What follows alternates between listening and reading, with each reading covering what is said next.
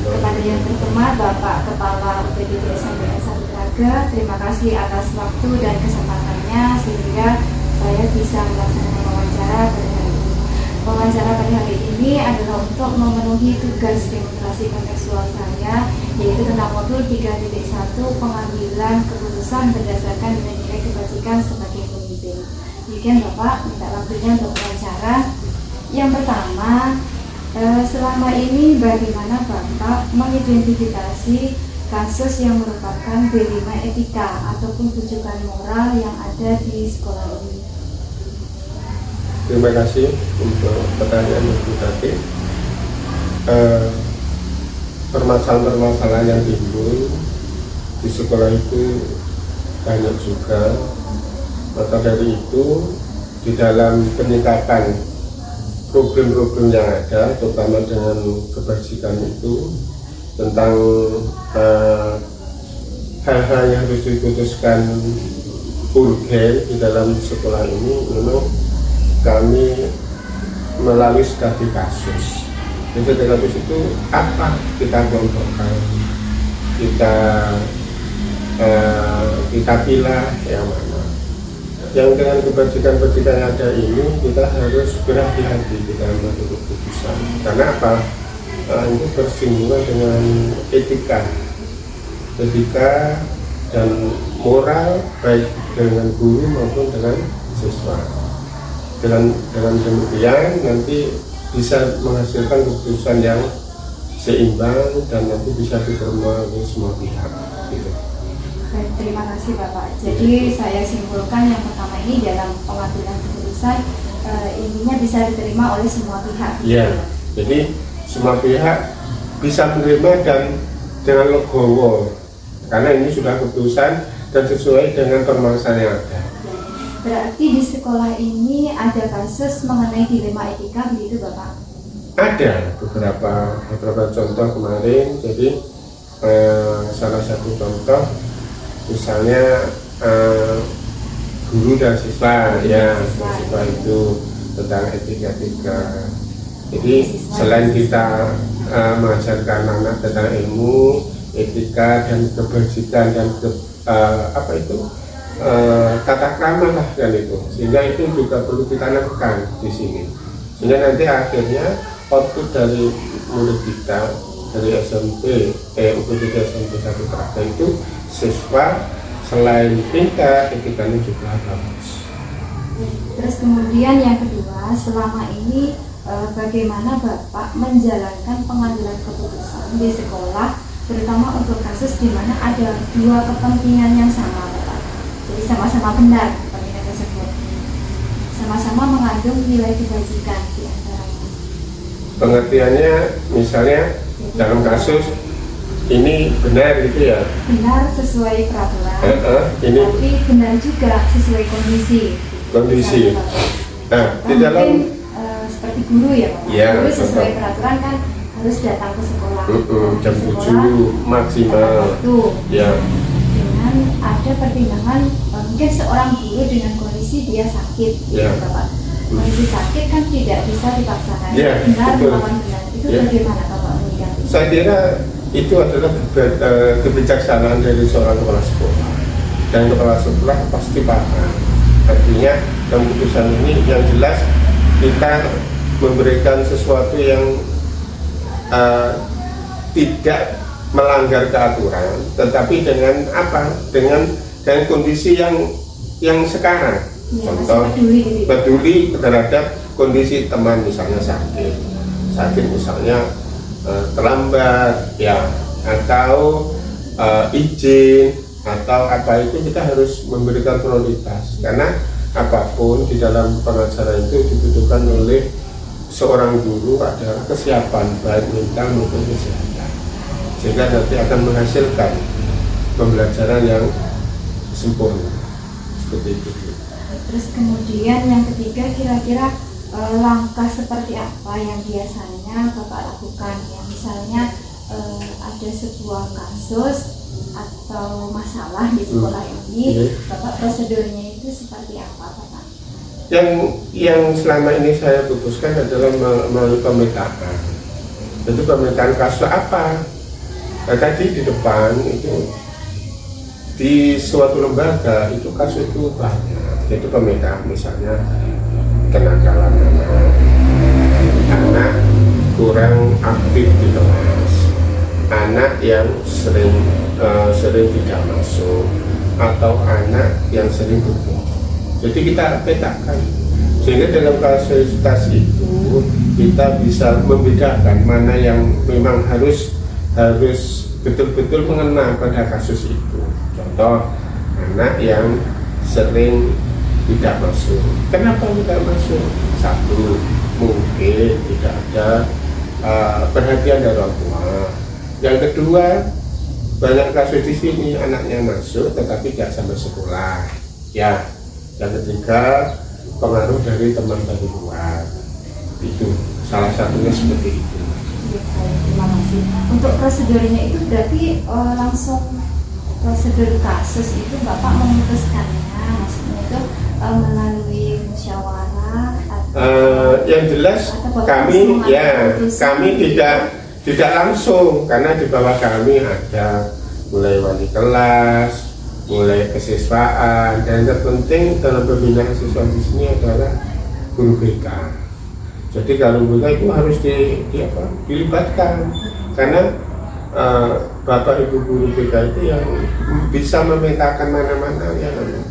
Tapi ketika nanti Bu BK itu tidak mampu memutuskan, kami berdiskusi dulu bagaimana cara penanganannya, bagaimana cara menyelesaikan masalah itu sehingga anak itu akan kerasan di sekolah dan akan senang di sekolah, dan yang terpenting kita ada komunikasi dengan wali murid sehingga penyelesaiannya dua arah itu, satu dari sekolah, yang kedua dari orang tua, sehingga ada ada perhatian.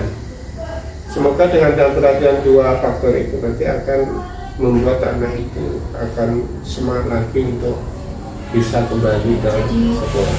Tidak memutuskan sendiri Bapak ya, jadi melibatkan beberapa elemen ya, yang tadi saya sebutkan wali kelas, terus BK, terus kesiswaan, perlu juga wakaset juga, jadi begitu. Kemudian hal apa saja yang selama ini merupakan tantangan Bapak dalam mengambil keputusan pada kasus-kasus di lembaga kita? Sebenarnya tantangannya itu hati. Jadi hati itu apa? Satu sisi kami tidak tega untuk memutuskan suatu kasus itu, satu sisi memang harus. Contoh beberapa kasus siswa, ya memang di sini kan sebagai siswa yang beberapa kali dipanggil oleh Bapak BPK, yang bolos atau tidak masuk beberapa kali itu. Di satu sisi kami ingin membuat dia disiplin, di sisi lain kalau misalnya sampai 3 kali nanti dijatuhkan sanksi skors, ya itu juga kasihan, anak perlu belajar. Tapi di satu sisi kami harus mendisiplinkan dulu. Kalau sudah disiplin, anak itu akan mengubah mindset atau mengubah perilaku. Dan ini juga wali murid juga harus dilibatkan, sehingga kita sama-sama untuk mengawal. Syukur alhamdulillah beberapa kasus di sini terselesaikan dengan baik, adanya komunikasi kita dengan wali murid, sehingga kasus-kasus yang ada itu bisa terselesaikan. Syukur alhamdulillah ini di SMP terakhir ini banyak beberapa kasus bisa kita selesaikan. Jadi tantangannya adalah tantangan kepedulian begitu Pak. Yeah. Sebenarnya peraturannya seperti ini, tapi karena kondisi siswa seperti ini, jadi ada kepedulian dan toleransi dari sekolah. Dan yang terpenting di sini Bu tadi, karena di Sita ini memang di daerah kecamatan, dan kepedulian wali murid itu ya sebenarnya perlu ditingkatkan. Makanya salah satu hal yang ingin kami sampaikan di sini, kami bekerjasama dengan wali murid itu untuk peduli ke anaknya, minimal paham dan tahu anaknya itu bahwa belajar di sini dan waktunya belajar, sehingga meminimalisir tadi anak yang tidak jujur berangkat sekolah tetapi tidak sampai sekolah, di jalan ada temannya diajak teman. Jadi perlu komunikasi begitu. Lah betul dengan wali komunikasi murid. antara sekolah dengan orang tua. Iya betul betul. Kemudian pertanyaan selanjutnya Bapak, apakah Bapak ini memiliki tata kelola atau jadwal misalnya dalam mengambil keputusan itu biasanya langsung mengambil keputusan atau memberi jeda waktu tertentu untuk mendiskusikan terus memberikan sebuah keputusan? Keputusan yang kami berikan itu tidak langsung. Kenapa? Kita melihat kasus ini dan perlu penelaahan lebih lanjut. Dan kami yang jelas berdiskusi dan beberapa tahun tadi, mulai dari wali kelas, guru BK, kesiswaan, Pak Kasih, saya minta juga pendapatnya, sehingga nanti menjadi keputusan yang lebih baik daripada secara pribadi. Sebenarnya saya sendiri bisa, tetapi saya di sini kolektivitas di dalam suatu keputusan. Kenapa? Tanggung jawab di SMP ini bukan kepala sekolah aja, elemen-elemen itu harus kita kembangkan. Siapa tahu suatu saat di antara teman-teman itu bisa seperti saya atau lebih tinggi lagi nanti, sehingga cara pengambilan keputusan itu bisa mencontoh atau suatu saat punya konsep yang lebih baik kan itu.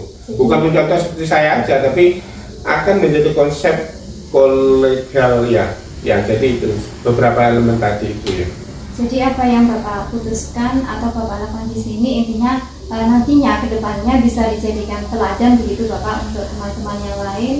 Kalau teladan kalau teladan itu apa ya, belum bisa menjadi teladan kalau saya. Kalau contoh bisa atau menjadi rujukan nanti suatu saat ya. Jadi rujukan. Kenapa? Karena karakter kita memang bermacam-macam. Tapi saya tidak di dalam mengelola UPDD Indonesia terakhir itu memang kolektivitas kita. Jadi ya melibatkan contoh iya teman, walaupun teman tidak di dalam di dalam struktur sekolah, yang senior pasti saya ajak bicara. Jadi cara untuk menjadikan suatu keputusan yang lebih baik dan nanti lebih memanusiakan manusia itu ya. Jadi tidak, kalau keputusan sendiri itu subjektivitasnya itu, sehingga nanti bisa menjadi keputusan yang bulat dan diterima di semua pihak. Jadi intinya selama ini keputusan yang Bapak berikan di lembaga ini sudah melalui musyawarah dengan seluruh betul ya. Elemen di dalam minimal di susunan struktur di sekolah dan senioritas. Kenapa? Karena biasanya senioritas ini memberikan masukan yang lebih baik kan itu. Ya. Bapak tidak memutuskan sendiri begitu. Ya, yang jadi harus diputuskan bersama. Tapi hal-hal yang tertentu pasti kalau yang secara harus dalam kepala sekolah sendiri ya kepala sekolah. Tapi kalau mengenai tadi tema-tema yang diutarakan lebih tadi itu ya memang banyak elemen yang kami libatkan dan itu. Jadi kira-kira adakah seseorang Bapak di sini ya, seseorang yang berpengaruh pada keputusan Bapak ataupun faktor-faktor yang selama ini mendukung keputusan Bapak memberikan keputusan di lembaga ini? Yang pertama tadi adalah yang mempengaruhi, yang sangat mempengaruhi itu ya. Kalau saya tidak ada. Jadi semua keputusan itu mempunyai kadar dan kekuatan yang sama. Misalnya kita memecahkan suatu masalah tentang kesiswaan tadi ya, kita fokusnya kesiswaan ya. Ini maksud saya seseorang yang di lembaga ini yang sangat berpengaruh kepada Bapak dalam memberikan keputusan di lembaga ini. Tidak ada. Intinya tidak ada. Tetapi mereka itu memberikan masukan Masukan, kepada Bapak, tapi ya. intinya Bapak memberikan keputusan sendiri gitu. Ya, artinya itu saya punya konsep Pertimbangan. seperti ya, saya punya konsep penyelesaiannya seperti ini. Tadi saya ini apa ini ada masukan sehingga dijadikan satu keputusan. Nah keputusan itu sebenarnya sudah menjadi keputusan kepala sekolah sebenarnya. Tapi saya mendengarkan aspirasi masukan tadi sehingga dijadikan satu keputusan yang akan lebih baik lagi. Ya. Terus kemudian pertanyaan terakhir ya Bapak, saya mohon Bapak memberikan satu pesan pembelajaran pengalaman Bapak sebagai seorang pemimpin dalam mengambil keputusan. Itu Satu bagaimana? pembelajaran saja Pak. Pembelajaran maksudnya? Intinya pembelajaran yang dapat Bapak petik dari pengalaman semua hal yang Bapak putuskan tentang sebagai pimpinan dan sebagai pimpinan Bapak. Benar. Ya. Artinya pembelajaran yang apa ya? Pembelajaran yang keputusan yang Bapak berikan itu kan diharapkan dampaknya bisa diterima oleh semua pihak, memberikan kondusif atau kenyamanan di dalam lembaga begitu Bapak. Iya. Satu saja Bapak yang saya ingin satu pembelajaran dari pengalaman Bapak dalam mengambil keputusan. betul.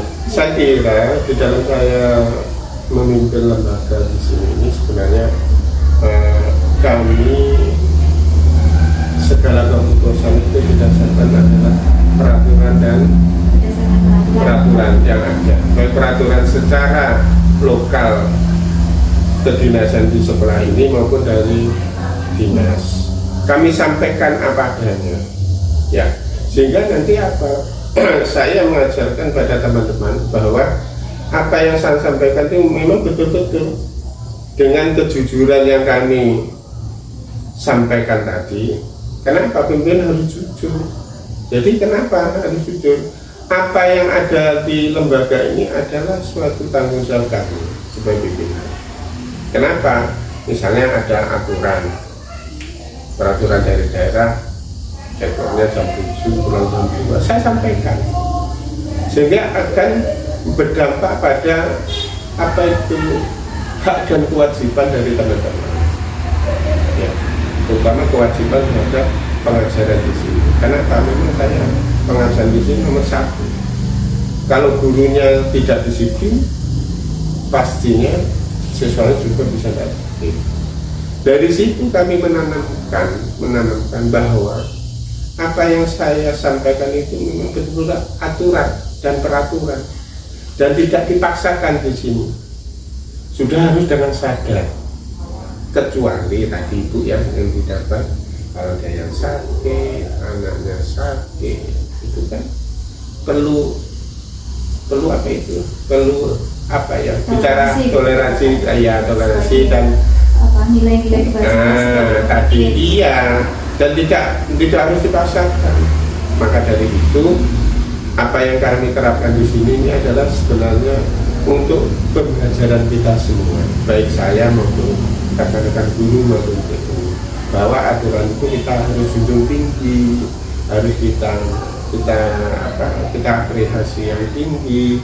Kenapa? Nanti imbasnya pada kita semua. Kalau ada hal seperti tadi ya kita penyingkapannya kita ke dalam, ya misalnya anak sakit, ya, teman-teman sakit. Jadi kalau di yang terakhir yang Bapak sampaikan ini adalah tentang dilema etika kasus pada guru begitu Bapak. Ya. Jadi kalau boleh saya simpulkan, intinya Bapak sebagai seorang pemimpin memutuskan itu berlandaskan dengan peraturan yang ada, tapi masih memperhatikan nilai-nilai kebajikan sebagai seorang pemimpin, terutama kejujuran, begitu. Ya betul, itu harus dipegang teguh kejujuran. Kenapa? Kita menanamkan siswa kejujuran salah satunya. Jadi kejujuran dan legowo menerima apa adanya kalau sudah seperti itu. Tapi masih berlandaskan kepedulian ya Pak? Kepedulian, betul. Beberapa hal. Ya. Jadi kalau beberapa hal itu harus memang kami harus kami putuskan. Kalau seperti itu yang memutuskan saya sendiri, karena keputusan yang mutlak, artinya misalnya ini ada beberapa ada yang sakit, kami harus diskusi dengan kurikulum bagaimana kelancaran pembelajaran itu, sehingga nanti tidak merugikan siswa.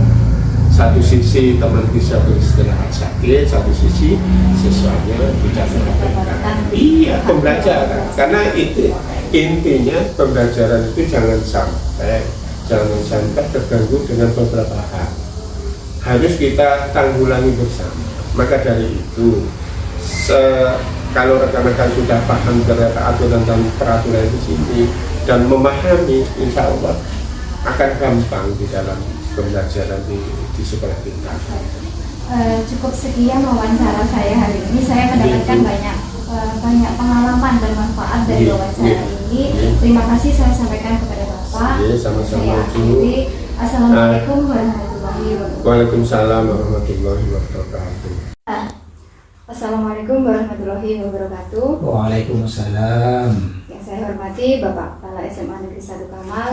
Pada kesempatan kali ini izinkan saya untuk melaksanakan wawancara dalam rangka pelaksanaan tugas demonstrasi kontekstual saya, yaitu tentang pengambilan keputusan berdasarkan nilai-nilai kebajikan sebagai pemimpin. Bisa saya mulai wawancaranya, Bapak? Silakan. Yang pertama, selama ini bagaimana Bapak mengidentifikasi kasus yang merupakan dilema etika ataupun rujukan moral? Ya, jadi selama saya menjadi kepala sekolah, memang tidak lepas dari permasalahan yang akan datang setiap saat. Membedakan antara dilema etika dan rujukan moral. Dilema etika ini merupakan sebuah keputusan seorang kepala sekolah yang dihadapkan memang menimbulkan sebuah dilema dalam pikiran, karena dihadapkan pada sebuah pada opsi benar melawan benar, sehingga butuh pertimbangan yang matang untuk memutuskan di antara kedua pilihan keputusan itu. Sedangkan kalau rujukan moral ini ya selama ini bisa dikatakan tidak ada di sekolah kami yang berkaitan dengan rujukan moral, karena rujukan moral ini berkaitan dengan sebuah kondisi di mana benar melawan salah, artinya memang ada sebuah hal yang bertentangan dengan aturan yang harus saya tabrak, dan insya Allah selama saya jadi kepala sekolah belum pernah mengalami hal yang demikian, Ibu. Ya, baik. Berarti kalau saya simpulkan di sekolah Bapak selama ini ada kasus dilema etika, begitu? Ya, betul. Kalau boleh saya tahu bagaimana Bapak menjalankan pengambilan keputusan di sekolah Bapak berkaitan dengan kasus dilema etika tersebut, di mana ada dua kepentingan yang sama-sama benar atau sama-sama mengandung nilai kebajikan, begitu? Ya, betul. Jadi memang ketika menangani kasus dilema etika ini, tentu saya tidak bisa membuat keputusan sendiri. Saya biasanya mengumpulkan para wakasek saya untuk berdiskusi, mengambil sebuah keputusan yang sekiranya berdampak secara besar bagi sekolah, meminimalkan merugikan yang besar kepada teman-teman guru semuanya, sehingga dalam mengambil keputusan yang berkaitan dengan dilema etika ini butuh pengkajian secara mendalam, yang pastinya akan diuji dulu permasalahan itu bertentangan atau tidak dengan peraturan yang ada, dengan regulasi yang ada. Ketika sudah diuji, maka dilakukan hal-hal yang sekiranya ini menguntungkan orang banyak dan sedikit efeknya atau dampak negatifnya ketika keputusan itu dibuat. Begitu, Bu. Iya, baik. Jadi Bapak selalu melaksanakan pengambilan keputusan berdasarkan aspirasi, begitu? Betul, dari betul. Pak Kasek ataupun dari seluruh ini komponen yang ada di sekolah, begitu, Bapak? Tidak mengambil keputusan sendiri. Benar. Kalau boleh saya tahu juga prosedurnya itu seperti apa, Bapak? Begini, jadi dilema etika itu kan sebuah kasus yang sangat kondisional ya. Jadi kalau ada masalah-masalah yang bertentangan dengan aturan, tentu kita sudah punya pakemnya. Ketika tidak sesuai dengan aturan, maka kita dengan mudah mengambil sebuah keputusan.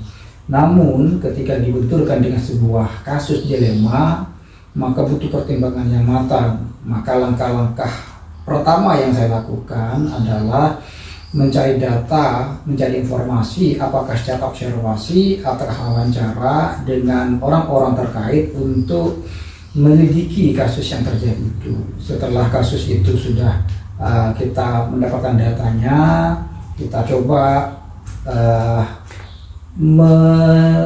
sandingkan dengan regulasi yang ada, apakah kasus ini bertentangan dengan aturan atau tidak. Ketika sudah dilakukan demikian, maka untuk mengambil keputusan selanjutnya tentu saya tidak berpikir secara sendiri terus memutuskan, karena akan berdampak. Ada yang dirugikan pastinya, karena sama-sama baik ini ketika diambil salah satu, pastinya yang satunya akan merasa ada yang dikecewakan. Oleh karena itu saya minta pertimbangan para wakasek untuk memberikan pandangannya. Baru ketika sudah dilakukan diskusi, memilah mana yang dianggap paling penting dan berdampak banyak pada sekolah dan sedikit dampak negatifnya, maka disitulah kami mengambil keputusan.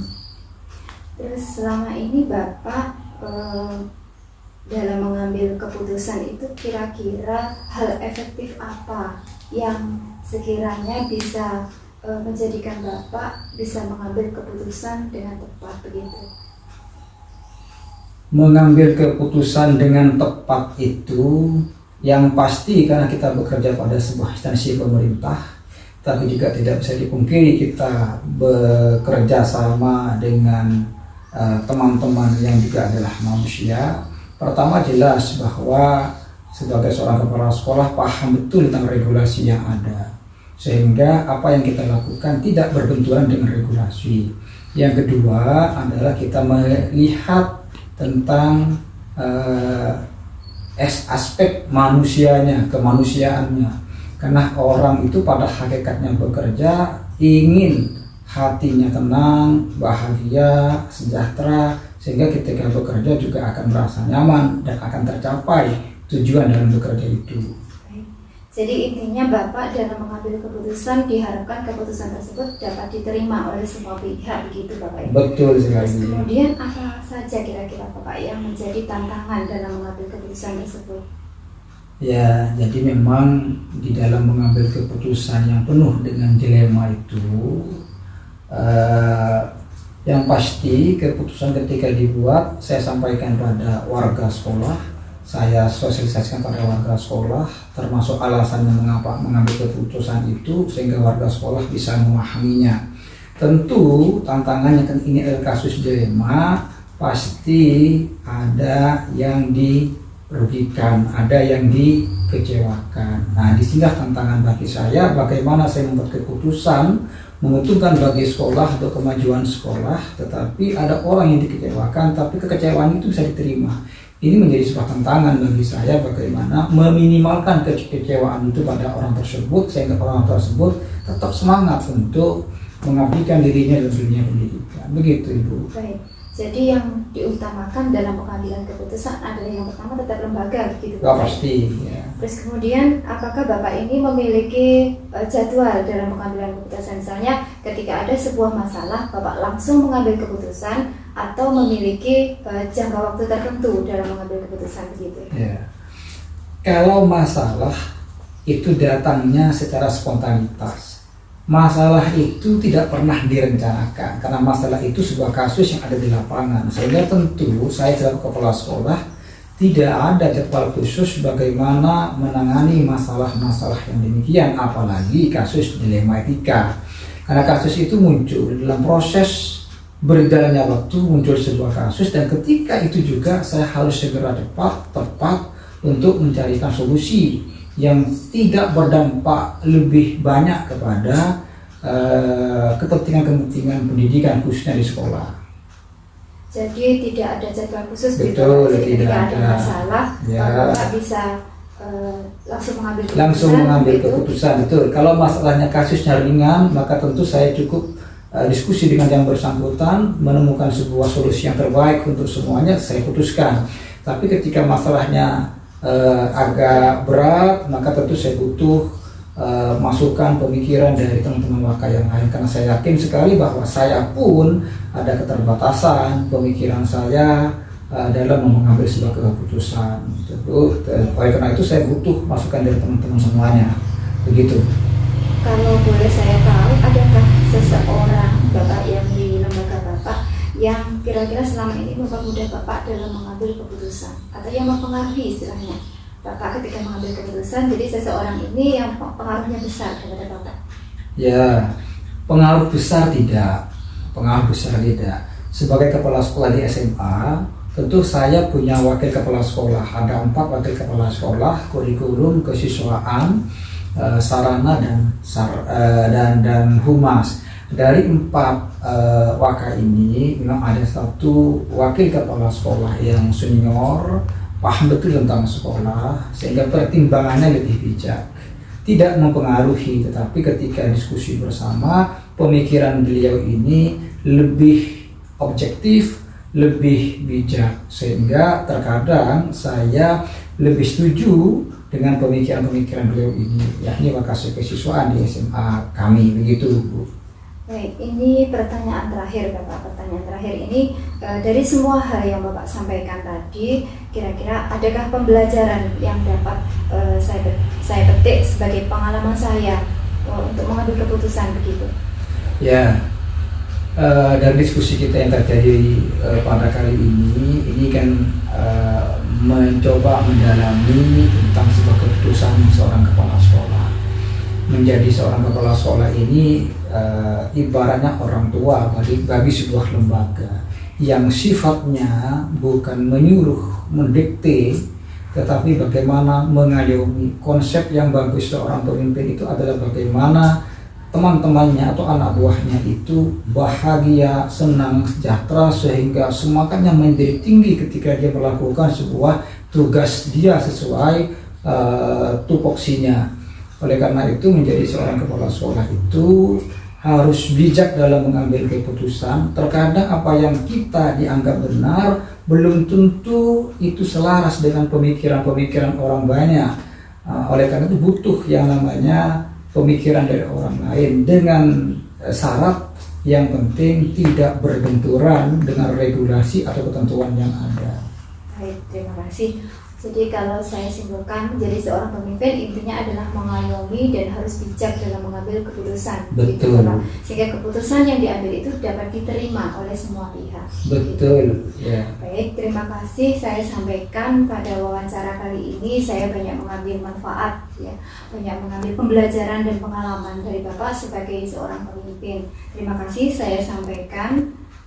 Saya akhiri. Assalamualaikum warahmatullahi wabarakatuh. Waalaikumsalam warahmatullahi wabarakatuh.